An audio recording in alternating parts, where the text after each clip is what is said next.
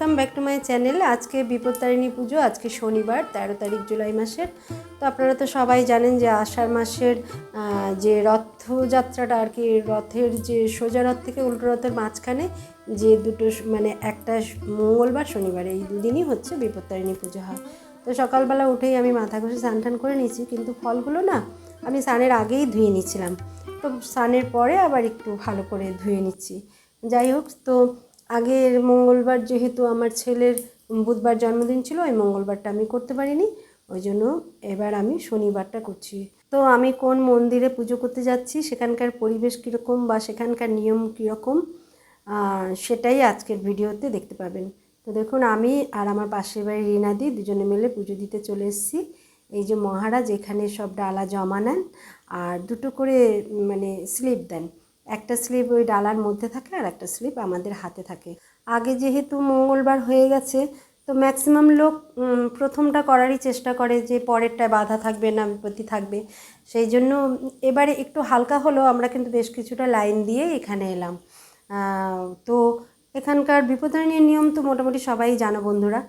তেল, একটা প্লেটে আমি তেল, সিঁদুর আর 13টা পান, 13টা সুপারি দিয়েছি। তারপরে কালকে রাত্রে তো ধাগা বানিয়েছি। দেখো বন্ধুরা, আমি আগের দিন রাত্রে কিভাবে ধাগা বানিয়েছি সেটা দেখাচ্ছি। তো এইভাবে মানে মিস্টার মজুমদারকে একটু সঙ্গে নিয়েছি, নাহলে প্রচণ্ড দেরি হয় একা করতে গেলে। তো এইভাবে একটা করে যে ঘোরালাম, ওর হাত থেকে আমার হাতে 13টা সুতো থাকবে।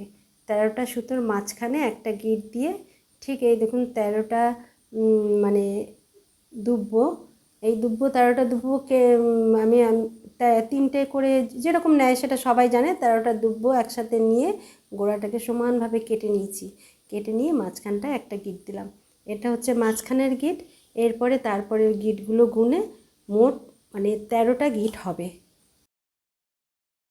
এবার এইভাবে আমি 13টা গিট আস্তে আস্তে গুনে নিলাম। দেখুন 13টা গিট হয়েছে, মাঝখানে কিন্তু দুব্বোটা থাকবে। এইভাবে অনেকগুলো ধাগা করতে হয়। এই ধাগাগুলো বাইরে কিনতেও পাওয়া যায়। তো আমরা এই সুতো কিনে এনে নিজেরাই ধাগাটা করে নিই। তো আমার বাড়ির তো 5 জনের আছে, তারপরে মার্শার বাবা মা সবার জন্য করা হয়েছে। তো দেখুন মাঝখানে আমি ধাগাটা কিভাবে করে সেটা দেখিয়ে নিলাম। তো এর মধ্যে কী হয়েছে, আমাদের স্লিপটা মানে ঠাকুরমশাই বলছে স্লিপটা দিয়েছি, এবার আমার কাছে তো দেয়নি, উনি আর বুঝতে পারছেন না। তারপরে দেখলো না, ওনার মানে ঝুড়ির মধ্যেই 2টো স্লিপই রেখে দিয়েছিলেন। এত পুজো নেয় তো।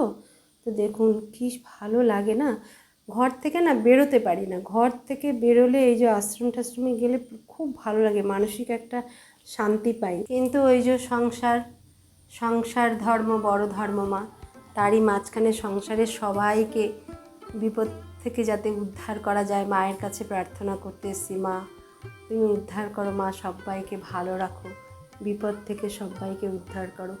এদের ধরা ছাড়া আমাদের আর উপায় নেই। আমরা যতই নিজেরা মনে করি যে আমরা নিজেরাই সব করি, তো সেটা কখনোই না। তো বন্ধুরা, এই আশ্রম আমাদের একদম ঘরোয়া আশ্রমের মতন, মানে এত ভালো লাগে। আপনারা বলবেন হয়তো আশ্রমটা কোথায়। হ্যাঁ, আশ্রমটা রেলওয়ে এসে যদি অটোতে ওঠা যায় যে আমি ভট্টনগর আশ্রমে যাব, তো দেখিয়ে দেবে। এই আশ্রমটার নাম হচ্ছে যোগেশ্বরী মা আশ্রম। তো এই আশ্রমের ভিতরটা দেখুন কত বড়। তো এইটা আমার বিয়ে হয়েছে প্রায় 34-35 বছর। তা আগে যে আশ্রমটা আর একটা ছিল, মানে অন্যদিকে পুরোনো, এটা নতুন করেই হয়েছে। সেটাও অনেক বছর হয়েছে, প্রায় তো অন্তত 20 বছর তো হয়েছে এটা হয়েছে। তো দেখুন বাইরের পরিবেশটা, এই যে বাড়িটা দেখলেন, এখানে সব রান্না বান্না হয়, মহারাজরা থাকেন, সমস্ত বাগান করার জন্য মানে ছেলে মেয়ে, এখানে অনেক ছেলে মেয়ে থাকে। আর বাগান টাগান এই যে দেখছেন এত পরিষ্কার, এত কিছু সবাই নিজেরাই করে, মহারাজরা নিজেরাই করে।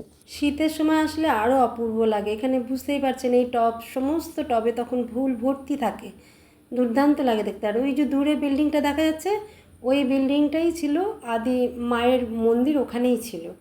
তারপরে এই নতুন করে এই মন্দিরটা হয়েছে। এই যে এটা হচ্ছে এন্ট্রি পথটা, যেটা আমরা ঢুকলাম আর কি, যে রাস্তা দিয়ে। তার হচ্ছে এইটা হচ্ছে মেন মন্দিরের বাইরের মানে পুরো ছবিটা, এটা হচ্ছে নতুন মন্দিরটার কথা বলছি। আর এখানটায় এই যে বড় চাতাল বাঁধানো, এইটা না এখানে একটা ছোট্ট সারদা মার মন্দির আছে। এইখানে সারদা মার জন্মদিনে 12খানা যজ্ঞ একসাথে হয়। তো এর মধ্যে দেখুন বন্ধুরা, আমাদের না পুজো হয়ে গেছে। আমরা আবার এই দিকটা করে মন্দিরের এই দিকে আবার একটা পুকুর আছে, আমরা গঙ্গা পুজো দিতে এইখানে চলে এলাম। তেলের কালারটা জলটা পাও কি আছে দেখ বাপু, এই যে তেলটা দেখ।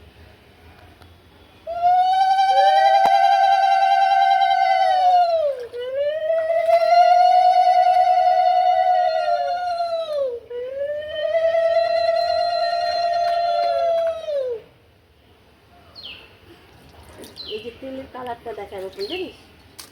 গঙ্গা মাকে তেল সিঁদুর দিলাম এবং পান সুপারি বাতাসা মিষ্টি আর একটু ফল দিয়ে তাকে প্রথমে তাকে দেওয়া হলো। তারপরে কিন্তু নিয়ম আছে যে সমস্ত ওদের আমরা এই পানের উপরে সুপারি দিয়ে, দেখুন এই যে ভাগ ভাগ হয়ে বসে গেছে, সবার পুজো হয়ে গেছে।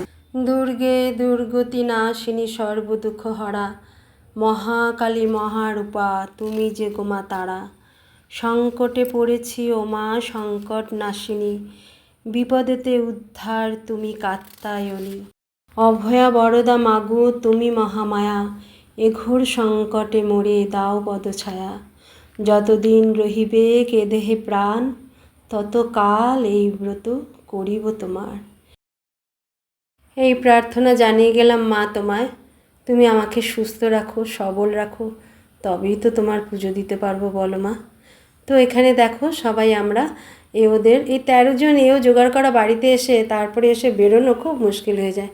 তো আমরা ওখানে বসেই সবাই সবাইকে এরকম তেল সিঁদুর দিচ্ছি, পড়াচ্ছি এবং প্রত্যেকের হাতে ওই পানের উপর সুপারি মিষ্টি আর কিছু ফল দিয়ে, মানে 13 জন যাতে কমপ্লিট হয় সেটা আমরা ওখানেই করে নিচ্ছি। তো কেমন লাগলো বন্ধুরা আমাদের আশ্রমটাকে? ভালো লাগলে অবশ্যই কমেন্টের মাধ্যমে জানিয়ে দিও। আর আমার ভিডিওটা তোমাদের যদি ভালো লাগে তবে লাইক শেয়ার কমেন্ট ও সাবস্ক্রাইব করে দিও। মা যেন তোমাদের সবাইকে সব রকম বিপদ থেকে উদ্ধার করে এই কামনা করি। তো এবার আসি, টাটা।